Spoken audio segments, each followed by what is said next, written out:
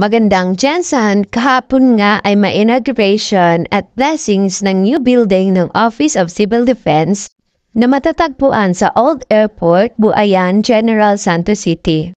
Registration is ongoing at isa-isa na ding nagdatingan yung ating mga guests at panelists galing sa iba't ibang ahensya ng gobyerno.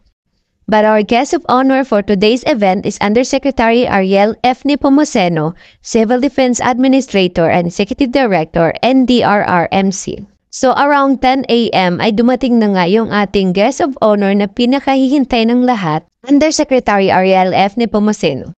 Ang gwapo pala ni Yusek sa personal at kutis artista din. Welcome to General Santos City, home of champions, sir. May konting kamustahan lang at sinimulan na agad yung inauguration, cutting of ribbon, and unveiling the marker of the new Office of Civil Defense, Region 12.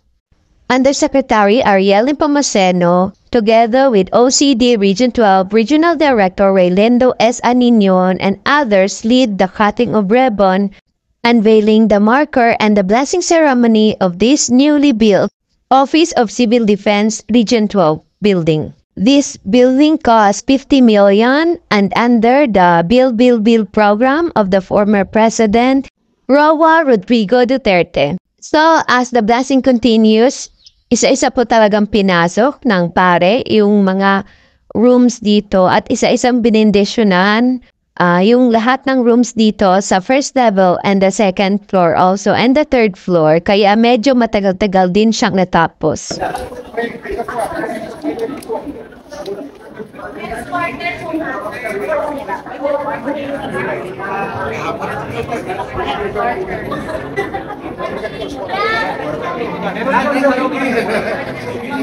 Ang bait naman ni Yusek, very accommodating sa lahat ng mga nagpapapicture sa kanya kahit ilang click pa. So hindi ko naman pinalagpas yung pagkakataon na makapagpapicture sa kanya. Let's look back again sa ating newly built OCD Region 12 office building. Ito po yung sa harap niya. At pakikita nyo naman sa loob, open space siya. May open space na nakakapasok yung hangin, which is good.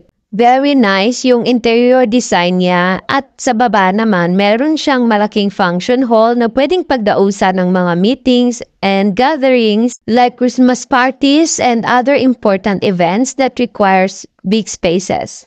After the ceremonies ay nagsagawa naman sila ng press conference. So pagkatapos ng lahat, photo op muna. So guys, that's it for today's ganap. See you again on my next vlog.